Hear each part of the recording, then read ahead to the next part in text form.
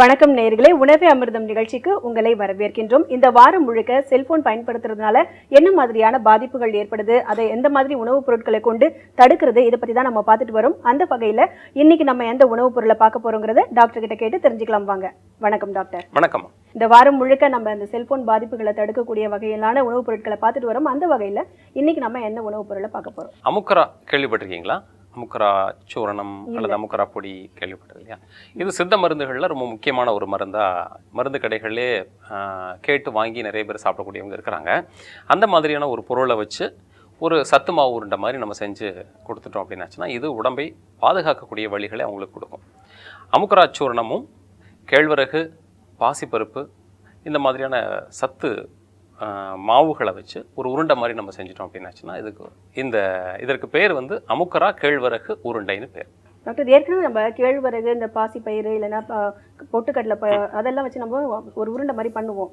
இல்ல அமுக்கரா ஆட் பண்றதுனால என்ன பெனிஃபிட்ஸ் நமக்கு கிடைக்க போகுது? இந்த சத்து மாவு அந்த அடிப்படையில் இருக்கக்கூடிய அந்த சத்துக்களும் அமுக்கரா சூரணத்தில் இருக்கக்கூடிய சில சாவர வேதிப்பொருட்களும் சேரும்போது உடம்புக்கு பலம் கொடுக்குது. ஒட்டுமொத்தமாக இந்த கதிர்வீச்சு மூலமாகவோ அல்லது அதிலேருந்து வரக்கூடிய மன பாதிப்புகளையும் தடுக்கிறதுக்கு பெரிய முயற்சி செய்ய வேண்டியிருக்குது. பொதுவாக இந்த செல்ஃபோன் பயன்படுத்தாமல் இருக்கவும் முடியல. நம்ம ஏற்கனவே சொன்ன மாதிரி பயன்படுத்திகிட்டு இருக்கும்போதே இருக்கக்கூடிய அந்த மனப்பதற்றம். இப்போது நிறைய ஆய்வுகள் இப்போ சொல்லுது. என்ன ஆய்வுகளுடைய முடிவு என்ன சொல்லுது அப்படின்னாச்சுன்னா, அந்த செல்ஃபோன் பயன்படுத்துறதுனால அந்த ரிங் டோன், அதுக்கப்புறம் மெசேஜுக்கு உள்ள ஒரு டோன், அதுக்கப்புறம் அலாரம் வைக்கும்போது அதில் உள்ள டோன், இதெல்லாம் வரும்போது ஒரு தேவையில்லாமல் ஒரு பதற்றம் வர்றதா பல ஆய்வுகள் சொல்லுது. இப்போ வச்சுருப்போம், ஏதோ ஒரு முக்கியமான மெசேஜ் வர்றதுக்காக அந்த மெசேஜ் டோன் இருந்துச்சுன்னா ஏதோ ஒரு செய்தி வருது, அது என்ன செய்தியாக இருக்க போகுது, அது நல்ல செய்தியாக கெட்ட செய்தியான ஒரு எக்ஸைட்மெண்ட் வரும் அல்லது ஒரு பதற்றம் வரும். அந்த மாதிரியான டோன் வந்து சில சமயம் தேவையான அந்த டோன் கார்டாக இருக்கலாம் அல்லது தேவையில்லாத மெசேஜும் வந்து குஞ்சிக்கிட்டே இருக்கும். அதனால இரவில் தூக்கம் இல்லாமல் இருக்கிறது இளைஞர்கள்ட்ட இருக்கிறதுக்கான வாய்ப்புகள் அதிகம் இருக்குதுன்னு ஆய்வுகள் சொல்லுது. இந்த மாதிரியான பதற்றத்தை நீக்கிறதுக்குன்னு நம்ம ஏதாவது ஒன்று கொடுத்தாகணும் இல்லையா? அதுக்கு தான் இன்னைக்கு செய்யக்கூடிய அந்த உருண்டை. ஜிமா, இன்னைக்கு நம்ம செல்போன் யூஸ் பண்ணாதவங்களே யாருமே கிடையாதுன்னு சொல்லலாம். அந்த வகையில் ரொம்ப அருமையான ஒரு உணவுப் பொருளை சொல்லியிருக்கீங்க. அது எப்படி செய்யறதுன்னு நீங்கள் சொல்லுங்க டாக்டர். இப்போ நம்ம சாதாரணமாக சத்து உருண்டை செய்கிற மாதிரி தான். நீங்கள் கேழ்வரகு, பொட்டுக்கடலை, அதுக்கப்புறமா இந்த பாசிப்பயிறு, இதை நம்ம இளம் வறுப்பாக வறுத்து பொடி பண்ணி வச்சுக்கணும். இந்த பொடியை வழக்கமாக நம்ம சம அளவு கலந்துட்டு இந்த கலந்த பொடியில் ஒரு 10ல் 1 பங்கு அளவுக்கு அமுக்கரா சூரணம், இது நாட்டு மருந்து கடை, சித்த மருந்து கடையில் கிடைக்கும். 10ல் 1 பங்கு, 100 கிராம் இந்த முத்த கலவையும் இருந்ததுன்னா, அந்த 3 பொடியும் கலந்த கலவை இருந்ததுன்னா அதுக்கு 10 கிராம் அளவுக்கு இந்த அமுக்கராவை கலந்து அதில் பனைவெல்லம், நெய், தேவையான முந்திரி பருப்பு, அப்புறம் பாதாம் பருப்பு, இந்த மாதிரி பருப்பு வகைகளை சேர்த்துக்கலாம். தேவையானவங்க சேர்த்து உருண்டை மாதிரி சத்து மாவு உருண்டை மாதிரி பிடிச்சி வச்சுக்கிட்டோம் அப்படின்னாச்சுன்னா காலையில் ஒரு உருண்டை, மாலையில் ஒரு உருண்டை. குறிப்பாக குழந்தைங்களும் இது விரும்பி சாப்பிடுவாங்க, பெரியவங்களும் விரும்பி சாப்பிடுவாங்க. சர்க்கரை நோய் உள்ளவங்க, ரத்த அழுத்தம் உள்ளவங்க, இதய நோய் உள்ளவங்க யாராக இருந்தாலும் இந்த உருண்டையை தைரியமாக சாப்பிடலாம். அவர்களுக்கு இருக்கக்கூடிய அந்த வியாதியினுடைய தாக்கம் படிப்படியாக இந்த உருண்டை சாப்பிட்றதுனால குறையும். ஏன்னா பதற்றம் தன்னிலைப்படுது, அதாவது இயல்பு நிலைக்கு வருது. ஒரு இயல்பான பதற்றம் இல்லாத வாழ்க்கை வாழ்கிறது அப்படிங்கிறது வந்து எல்லா விதமான நோய்களையும் தடுக்கக்கூடிய ஆற்றலை உடம்பு கொடுக்கும். அப்படிங்கிறதுனால மிகச்சிறந்த ஒரு அமிர்தம் தான் இன்றைக்கி நீங்கள் செஞ்சு காட்ட போகிறீங்க. பதற்றத்தை தணிக்கக்கூடிய ஒரு முக்கியமான ஒரு உணவுப் பொருள் சொல்லியிருக்கீங்க. அதை எப்படி செய்யறதுங்கிறத நான் நேருக்கு செஞ்சு காமிச்சிட்டு வந்துடுறேன். செஞ்சுருக்கோம். டாக்டர் சொன்ன மாதிரி அமுக்கரா கேழ்வரகு உருண்டை செய்வது எப்படின்னு இப்போ பார்க்கலாம். இப்போ நம்ம அமுக்கரா கேழ்வரகு உருண்டை எப்படி செய்யறதுங்கிறத பார்க்கலாம். அமுக்கரா கேழ்வரகு உருண்டை செய்ய தேவையான பொருட்கள்: பச்சை பயிறு மாவு, அமுக்கரா சூரணம், கேழ்வரகு மாவு, பொட்டுக்கடலை மாவு, பசுநெய், வெள்ளைப்பாகு, முந்திரி பருப்பு. அமுக்கரா கேழ்வரகு உருண்டை செய்கிறது ரொம்பவே ஈஸி. நம்ம வீட்டிலலாம் பொட்டுக்கடலை உருண்டை நம்ம செஞ்சுருப்போம், அதே போல தான். ஆனால் இதில் கேழ்வரகு சேர்க்க போகிறோம், பச்சை பயிறு மாவு, அமுக்கரா சூரணம், அது மட்டும் இல்லாமல் பொட்டுக்கடலை மாவு, இது எல்லாமே சேர்த்து நம்ம உருண்டை பிடிக்க போகிறோம். சாதாரணமாக நம்ம நெய் விட்டு வறுத்து அதுக்கு பிறகு வெள்ளைப்பாகு சேர்த்து உருண்டை பிடிக்கிற மாதிரி தான் இதையும் நம்ம செய்ய போகிறோம். எப்படி செய்கிறதுன்னு நான் உங்களுக்கு செஞ்சு காட்டுறேன். முதல்ல நம்ம அடுப்பை பற்ற வச்சுக்கலாம். இப்போ கடாய் நல்லா காஞ்சாச்சு. இப்போ நம்ம பசு நெய் விடலாம்.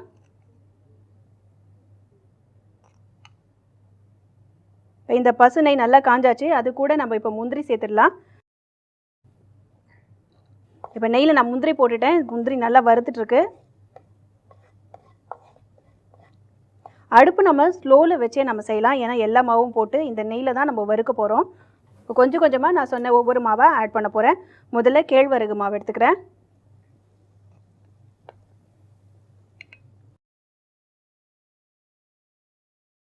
நான் சொன்ன எல்லா மாவுமே சரிவிகித அளவில் எடுத்துக்கோங்க. இப்போ எல்லாமே போட்டாச்சு. இப்போ நெய்யில் நல்லா போட்டு வறுக்கலாம். இந்த மாவுலாம் போட்ட பிறகு அந்த முந்திரியோடு சேர்ந்து நெய்யில் நல்லா வறுத்துட்டு இருக்கும் போதே அந்த ஸ்மெல் நல்லா வருது. அந்த நெய், முந்திரி பருப்பு எல்லா மாவும் சேர்ந்து ரொம்ப அருமையாக ஸ்மெல் வருது. இப்போ இதை நல்லா மிக்ஸ் பண்ணியாச்சு. இன்னும் 2 கிண்டு கிண்டிட்டு நம்ம அடுப்பை அணைச்சிடலாம். அடுப்பை அணைச்சிட்டாலும் கொஞ்ச நேரம் நம்ம கடாயை கிண்டணும். இப்போ இதை நம்ம உருண்டை பிடிக்கணும். அதுக்கு நம்ம இதை வேற ஒரு பாத்திரத்தில் மாற்றிக்கலாம். இப்போ நான் இதை இந்த பாத்திரத்தில் கொட்டிக்கிறேன்.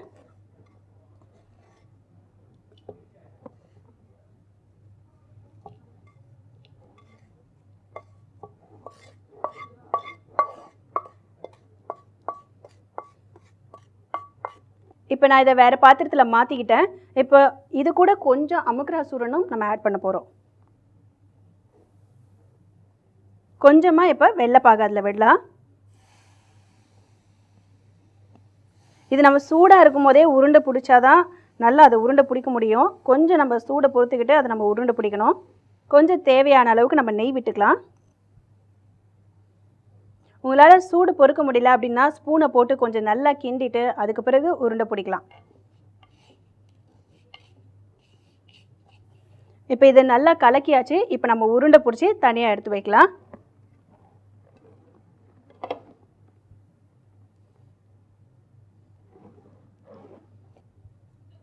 நம்ம கரெக்டாக அந்த வெள்ளைப்பாகு நெய்லாம் கரெக்டான அளவு விட்டுருக்கோம்.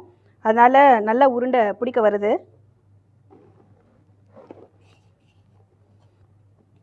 தேவைப்பட்டால் நம்ம நெய் விட்டு வறுக்கும் போது முந்திரி போடும்போதே நம்ம திராட்சையும் போட்டு வறுக்கலாம். அது இன்னுமே டேஸ்ட்டாக இருக்கும். குழந்தைங்களுக்கெல்லாம் ரொம்ப பிடிக்கும். இது எப்படி இருக்குங்கிறத நான் உங்களுக்கு டேஸ்ட் பண்ணி சொல்கிறேன். ரொம்பவே சூப்பராக வந்திருக்கு. கேழ்வரகு மாவு, பச்சை பயிறு மாவு, பொட்டுக்கடலை மாவுலாம் நெய்யில் விட்டு நல்லா வறுத்து செஞ்சுருக்கோம். ரொம்பவே சூப்பராக வந்திருக்கு. இதை நீங்களும் வீட்டில் செஞ்சு பாருங்கள். எங்களுக்கு உங்களோட ஃபீட்பேக்கையும் எழுதி அனுப்புங்க. அடுத்ததாக சத்யா வழங்கும் பரிசு பகுதியில் 2 அருமையான கேள்விகளை தேர்வு செஞ்சு வச்சுருக்கோம். அதுக்கு டாக்டர் என்ன மாதிரியான பதில் சொல்ல போகிறாருன்னு கேட்டு தெரிஞ்சுக்கலாம் வாங்க. அருமையான அமக்ரா கேழ்வரகு உருண்டை எப்படி செய்யறதுன்னு பார்த்தோம். இனி அடுத்ததாக சத்யா வழங்கும் பரிசு பகுதியில் 2 அருமையான கேள்விகளை தேர்ந்தெடுத்து வச்சிருக்கோம்.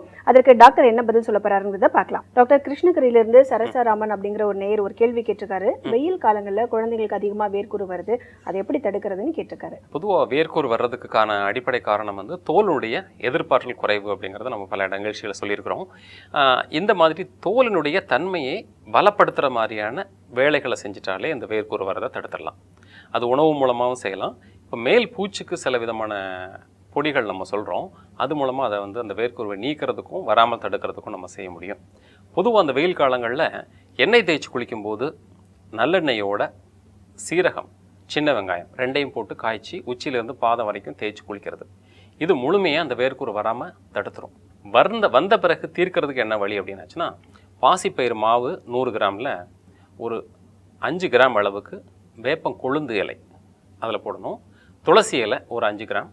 அதுக்கப்புறமா நம்ம ஏற்கனவே சொன்ன மாதிரி எலுமிச்சை தோல் அதை நிழலில் காய வச்சு பொடி பண்ணி அது ஒரு 5 கிராம். அதாவது வேப்பிலை, துளசி இலை, எலுமிச்சை தோல் காஞ்சது 5 கிராம். 100 கிராம் பாசிப்பயிருக்கு இந்த 3ஐயும் கலந்து வச்சுக்கிட்டு இதை தண்ணீரில் மிருதுவாக களைச்சி இந்த வேர்க்கூர் உள்ள பகுதிகளெல்லாம் நல்லா மேலே பூசிடணும். பூசி ஒரு 5 நிமிஷத்துலேருந்து 10 நிமிஷம் வரைக்கும் காய வச்சு அப்புறம் தேய்ச்சி குளிச்சிட்டோம் அப்படின்னாச்சுன்னா படிப்படியாக அந்த வேர்க்கூரை நீங்கிடும். அது இல்லாமல் சாதாரண சமயத்தில், இது குளிக்கிறதுக்காக சொல்லக்கூடிய பொடி சொல்லியிருக்கேன். இது சாதாரண சமயத்தில் அந்த குப்பை மேனி இலைன்னு கிடைக்கும். அந்த குப்பை மேனியும் மஞ்சளையும் நல்லா அரைச்சி மேலே பூசிட்டோம் அப்படின்னாச்சுன்னா இது வேகமாக அந்த வேர்க்கூர் போகிறதுக்கு வழி உண்டாகிடும். அடுத்த நேயர் பட்டு வளர்ச்சித்துறையிலேருந்து ராமங்கிற நேயர் எழுதியிருக்காரு. அவர் என்னென்னா, சக்கரை வியாதி இருக்கிறவங்க வந்து பொதுவாக பழம் சாப்பிட மாட்டேங்கிறாங்க, என்ன மாதிரியான பழம் அவர்கள் சாப்பிடலாம் அப்படின்னு கேட்டிருக்காங்க. பொதுவாக ஒரு கருத்து இருக்குது, சர்க்கரை நோய் இருக்கிறவங்கெல்லாம் பழம் சாப்பிடக்கூடாது அப்படிங்கிற கருத்து. சித்தர்கள்ட்ட போய் கேட்டாச்சுன்னா அவங்க என்ன சொல்கிறாங்கன்னா, சர்க்கரை நோயை கட்டுப்படுத்துறதுக்கு சில விதமான பழங்கள் உதவியாக இருக்குதுன்னு சொல்கிறாங்க. நம்ம சொல்கிறது என்னென்னா, சர்க்கரை நோயை கட்டுப்படுத்துறதுக்கே பலவிதமான பழங்கள் அவங்க அறிவுறுத்தி சொல்லியிருக்காங்க. அதில் முக்கியமானது நாவல் பழம், கொய்யாப்பழம், பப்பாளி பழம், அன்னாசி, பேரீச்சம்பழம். பேரீச்சம்பழம்லாம் சர்க்கரை நோயை முழுமையாக கட்டுப்படுத்தி இயல்பு நிலை கொண்டு வந்துடும் அப்படிங்கிற அளவுக்கு அதனுடைய பொது குண பாடல்கள் அவங்க பாடல்களாக தான் எழுதி வைப்பாங்க. இந்த பழம்னு எடுத்துட்டோன்னா அந்த பழத்தினுடைய தன்மை அப்படிங்கிறத சொல்லுவாங்க. அப்படி பார்க்கும்போது பலவிதமான பழங்கள் சர்க்கரை நோயை மீட்டு இயல்பு நிலைக்கு கொண்டு வரக்கூடிய ஆற்றல் இருக்கிறதா அந்த சித்தர்களுடைய பாடல்கள் சொல்லுது. நம்ம அனுபவத்தில் கொடுக்கும்போதும் என்ன நிலைமை இருக்குது அப்படின்னு பார்த்தாச்சுன்னா, எந்த பழங்களையும் நாம் தவிர்க்க வேண்டி நான் சொல்லலை. எங்களுடைய மருத்துவமனையில் சிலர் வந்து பலாப்பழம் சாப்பிடாதீங்க, மாம்பழம் சாப்பிடாதீங்க, வாழைப்பழம் சாப்பிடாதீங்க அப்படிங்கிற மாதிரியெல்லாம் கருத்தெல்லாம் சொல்லுவாங்க.